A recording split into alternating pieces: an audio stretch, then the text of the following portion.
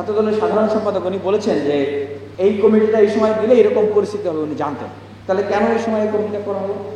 এবং সেই যে বিক্ষোভ, সেই বিক্ষোভের ভিতরে আমরা দেখেছি আরেকটা ছাত্র সংগঠনের নেতারা তারা সেখানে শিক্ষার্থীদেরকে উস্কে দিচ্ছে, পানির ফিল্টার ভেঙে ফেলো, ছিঁড়ে ফেলতেছে, ভেন্ডিং মেশিন নারীদের হলে যেটা আমরা দিয়েছিলাম সেখানে জুতা মারো, হ্যাঁ, শিক্ষার্থীদেরকে উস্কে দাও, এই একটা সংঘাত সহিংসতা এবং ডাকসু বানচালের ষড়যন্ত্র। তা আমরা সকল ছাত্র সংগঠন, বিশ্ববিদ্যালয় শিক্ষার্থী সবার উদ্দেশ্যে বলবো, ডাকসু বানচালের করার জন্য আরো ষড়যন্ত্র হবে, সেই ষড়যন্ত্রে কেউ যেন কোনো ভায়োলেন্সে পা না দেয়। এই যে বিশ্ববিদ্যালয়, এই বিশ্ববিদ্যালয়ে এই ডাকসু নির্বাচনকে বানচাল করার জন্য ককটেল বিস্ফোরণ করা হয়েছিল। এখন প্রশ্ন হচ্ছে যে কারা সেই ককটেলগুলো বিস্ফোরণ করেছে, এটা কি এখনো উন্মুক্ত করা হয়েছে? এবং আমি এটা আখ্যায়িত করি যে ঠিক এই সময়ে ছাত্রদল ওনাদের কমিটিটা পাবলিশ করলেন এবং বিশ্ববিদ্যালয়ের যে মিটিং হয়েছে সেখানেও ছাত্রদলের সাধারণ সম্পাদক উনি বলেছেন যে এই কমিটিটা এই সময় দিলে এরকম পরিস্থিতি হবে উনি জানতেন, তাহলে কেন এই সময় এই কমিটিটা করা হলো? এবং সেই যে বিক্ষোভ, সেই বিক্ষোভের ভিতরে আমরা দেখেছি আরেকটা ছাত্র সংগঠনের নেতারা তারা সেখানে শিক্ষার্থীদেরকে উস্কে দিচ্ছে, পানির ফিল্টার ভেঙে ফেলো, ছিঁড়ে ফেলতেছে, ভেন্ডিং মেশিন নারীদের হলে যেটা আমরা দিয়েছিলাম সেখানে জুতা মারো, হ্যাঁ, শিক্ষার্থীদেরকে উস্কে দাও, এই একটা সংঘাত সহিংসতা এবং ডাকসু বানচালের ষড়যন্ত্র। তা আমরা সকল ছাত্র সংগঠন, বিশ্ববিদ্যালয় শিক্ষার্থী সবার উদ্দেশ্যে বলবো যে ডাকসু বানচালের করার জন্য আরো ষড়যন্ত্র হবে, সেই ষড়যন্ত্রে কেউ যেন কোনো ভায়োলেন্সে পা না দেয়। আর এরপরে আরেকটা গুরুত্বপূর্ণ বিষয় এসছে যে বিশ্ববিদ্যালয়ে এখন গুপ্ত রাজনীতি হচ্ছে। হ্যাঁ, এটা বাস্তবতা। অভ্যুত্থান পরবর্তী সময়ে বাংলাদেশ ইসলামী ছাত্র শিবিরের যে বিষয়ে যে অভিযোগটা এসছে, তারা প্রকাশ্যে রাজনীতি করতে পারতেন না বা করতেন না, কিন্তু অভ্যুত্থান পরবর্তী সময়ে তাদের এই কার্যক্রমগুলো, তাদের এই অবস্থান নিয়ে শিক্ষার্থীদের ভিতরে যেরকম একটা ধোঁয়াশা কাজ করছে, ছাত্র সংগঠনগুলো তারা আসলে একই সমাজে একই পরিবেশে তারা আসলে নিজেদের যে মানে কম্পিটিশনের জায়গা বা প্রতিযোগিতার জায়গা, সেই জায়গাটায় তারা আসলে এটাকে নিতে পারতেছেন না, এটা আসলেই সম্ভব না। আমি আমার জায়গা থেকে মনে করি যে অবশ্যই অভ্যুত্থান পরবর্তী সময়ে বাংলাদেশে ঢাকা বিশ্ববিদ্যালয়ে যারাই রাজনীতি করছেন বিগত সময়ে তাদের সকল কমিটিগুলোকে পাবলিশ করতে হবে এবং এই বর্তমান সময়ে শিক্ষার্থীরা যেভাবে চায় অবশ্যই পাবলিকলি উন্মুক্তভাবে তারা আসলে শিক্ষার্থীদের চাওয়া অনুযায়ী সেইভাবে করে আসলে তাদের সেই ছাত্র রাজনীতিটা করবে। এবং এই সময়ে আমি যদি বলি যে ঢাকা বিশ্ববিদ্যালয়ে কি কোনো গুপ্ত রাজনীতি নাই, অবশ্যই ঢাকা বিশ্ববিদ্যালয়ে গুপ্ত রাজনীতি আছে। এই সময়ে ঢাকা বিশ্ববিদ্যালয়ে সবচেয়ে অ্যাক্টিভ গুপ্ত রাজনীতি করতেছে ছাত্রলীগ, কিন্তু এই কথাটা আমার কোনো রাজনৈতিক ব্যক্তি ছাত্র নেতা কোনো সংগঠনের পক্ষ থেকে আমরা শুনি না। এই জিনিসটা আলোচনায় নিয়ে আসতে হবে যে তারা যেন গুপ্ত রাজনীতি করে বিশ্ববিদ্যালয়ের পরিবেশকে অস্থিতিশীল করতে না পারে, তাদের কোনো এজেন্ডা যেন বাস্তবায়ন করতে না পারে। আমি মনে করি যে এই যে ছাত্র সংসদ নির্বাচন আসতেছে একটা গণতান্ত্রিক প্রতিযোগিতার জায়গা, এইটা ঢাকা বিশ্ববিদ্যালয়ের শিক্ষার্থীদের অভ্যুত্থান পরবর্তী সময়ের সবচেয়ে বড় অর্জন, যেটা আমরা ফাইট করে আমরা নিয়ে আসতে পেরেছি। আমি মনে করি যে ঢাকা বিশ্ববিদ্যালয়ে এর চেয়ে বেশি বিউটি অফ ডেমোক্রেসি আর হতে পারে না। ঢাকা বিশ্ববিদ্যালয়ের একজন প্রথম বর্ষের শিক্ষার্থী উনিও ভাবতে পারছেন যে আগামী ঢাকা বিশ্ববিদ্যালয়টা কিরকম হবে।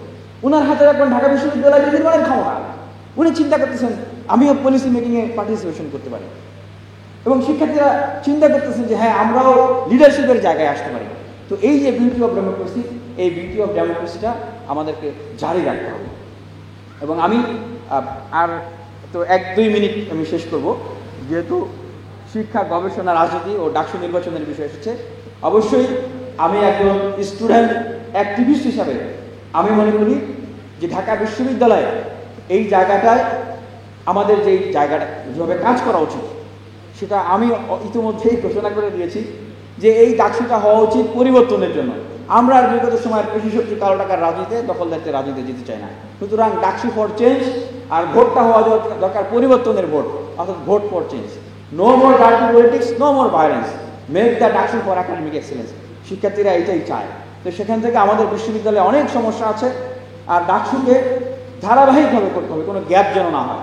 সেই জায়গায় ডাকসুকে বিশ্ববিদ্যালয়ের আইনের অন্তর্ভুক্ত করা এবং বিশ্ববিদ্যালয়ের মাদার অফ অল প্রবলেম যেটাকে বলা হয়, এই আবাসন সংকট, সেই আবাসন সংকট সেটাকে সমাধান করতে হবে। আমার কাছে মনে হচ্ছে যে এটাকে আবারও কেমন যেন ইনিয়ে জিয়ে রাখার একটা প্রক্রিয়া চলছে এবং নতুন করে ভাইয়া পলিটিক্স, আপা পলিটিক্স ইতিমধ্যে শুরু হয়েছে, যেটা আমরা জানতে পেরেছি। সেটার জন্য যে ভীষণ নিয়ে কাজ করতে হবে 1 স্টুডেন্ট 1 বেড 1 টেবিল। এবং প্রথম বর্ষ দ্বিতীয় বর্ষের অনেক শিক্ষার্থীরা এখন আবাসন পান নাই। অনেকেই আমাদের সাথে কথা বলেন, তাদের জন্য যতদিন আবাসন না হয় আবাসন বৃত্তির ব্যবস্থা করতে হবে। বিশ্ববিদ্যালয়ে হাজার হাজার কোটি টাকার বাজেট হয়, এই আবাসন বৃত্তি দিলে কয় কোটি টাকা খরচ হবে। কিন্তু এইটাকে, এই দুর্বলতাকে আশ্রয় করেই কিন্তু এখন বিভিন্ন ধরনের ভাইয়ারা আপারা তাদের জুনিয়রদেরকে গোছাচ্ছে, তাদেরকে ওই মানবতার দূত, মানবতার ফেরিওয়ালা সাথে তাদেরকে ব্যবহার করার অপচিন্তা তাদের মাথায় নিয়ে আসতেছে। এবং বিশ্ববিদ্যালয়ের প্রধানতম আরেকটা যে সমস্যা, সেটা হচ্ছে খাবারের মান, পুষ্টিসম্মত খাবারের মান নেই। আমি মনে করি যে ভর্তুকি দেওয়া হলো বিশ্ববিদ্যালয়ে পুষ্টিসম্মত খাবারের ব্যবস্থা করতে হবে। এবং এই বাংলাদেশ থেকে লক্ষ লক্ষ কোটি টাকা পাচার হয়ে যায় বিদেশে, এবং বিভিন্ন উন্নয়ন প্রজেক্টে লক্ষ লক্ষ কোটি টাকা বরাদ্দ দেওয়া হয়। কিন্তু বাংলাদেশে মানব সম্পদ উন্নয়নের জন্য বিগত সময়ে সরকার বা বর্তমান সরকার কি বিশেষ ভূমিকা নিয়েছে এইটা আমরা জানি না। রাষ্ট্র সংস্কারের আলোচনা হচ্ছে, কিন্তু জাতি গঠনের আলোচনা তো আমরা দেখি না। জাতি গঠন না হলে রাষ্ট্র সংস্কার হলো, এই রাষ্ট্র সংস্কারটাকে ক্যারি অন কে করবে? জাতি গঠন তো এর জন্য, জাতি গঠন হলে এই জাতি কিন্তু রাষ্ট্র সংস্কার ক্যারি অন করবে বা কার্যকর করতে পারবে। সেই মানব সম্পদ উন্নয়নের জন্য আমরা মনে করি যে অন্তত ঢাকা বিশ্ববিদ্যালয়, সর্বোচ্চ বিদ্যাপীঠ বা এরকম যে প্রতিষ্ঠানগুলো রয়েছে, তাদেরকে ফুল ফ্রি স্কলারশিপ দেওয়া।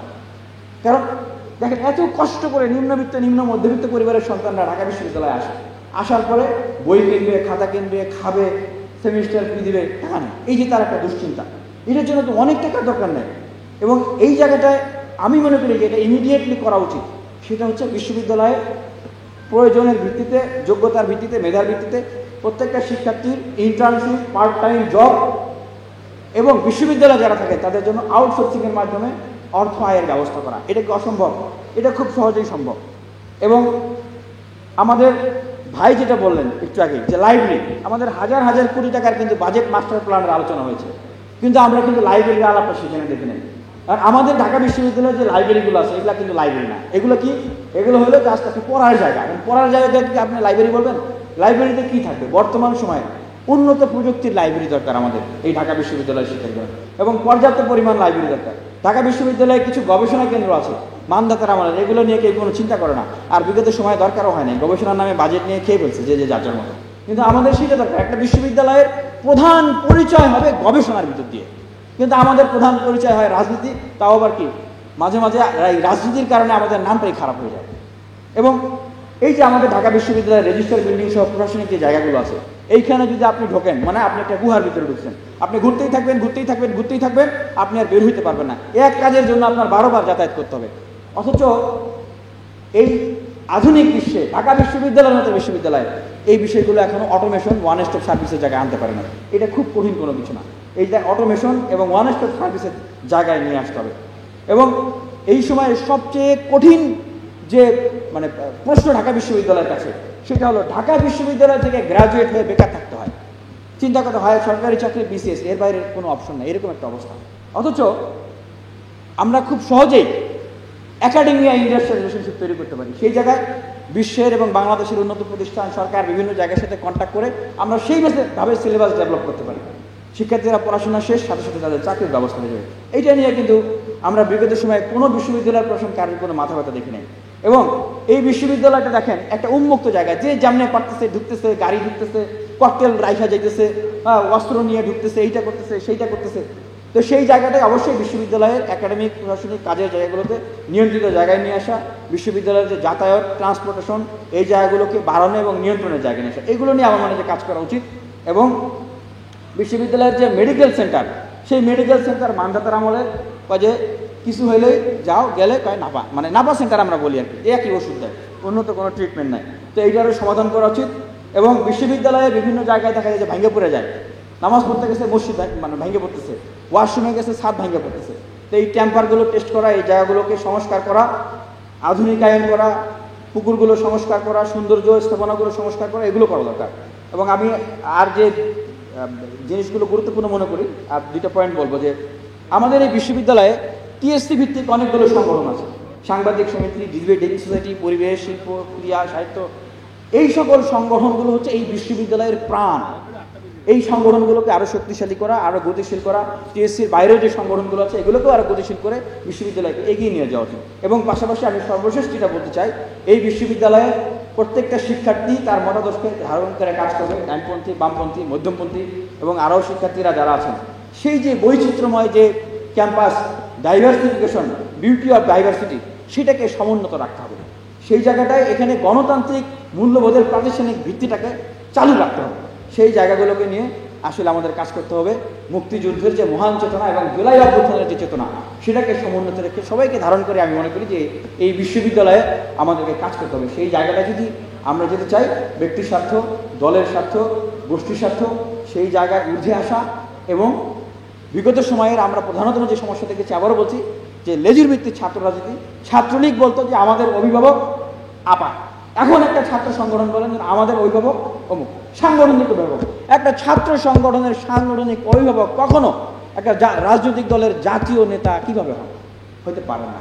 এই যে শিক্ষার্থীদের আশঙ্কা, তাহলে আবারও সাদ্দাম ইরানরা কিন্তু কম ফেরেস্তা চরিত্র ছিলেন না, শিক্ষার্থীরা কম পিসাব ছিল না, শিক্ষার্থীরা যাকে ভাবতেই দেওয়া হয় না, ভাবতেই পারে না যে এরা আসলে গায়ে হাত করতে পারে। কিন্তু একটা সময় ক্ষমতার প্রশ্ন বা বড় প্রশ্ন সামনে আসলে তারাও লাফিয়ে ধরেছেন। এখনও শিক্ষার্থীরা চিন্তা করতেছেন এই লেজুর ভিত্তির রাজনীতি যদি বিশ্ববিদ্যালয়ে থাকে, তাহলে ভবিষ্যতে কোনো এক সময় ক্ষমতার প্রশ্ন বা বড় কোনো প্রশ্ন উঠলে তারাও যে আসলে সাদ্দাম ইরান হয়ে উঠবে না তার গ্যারান্টি কি?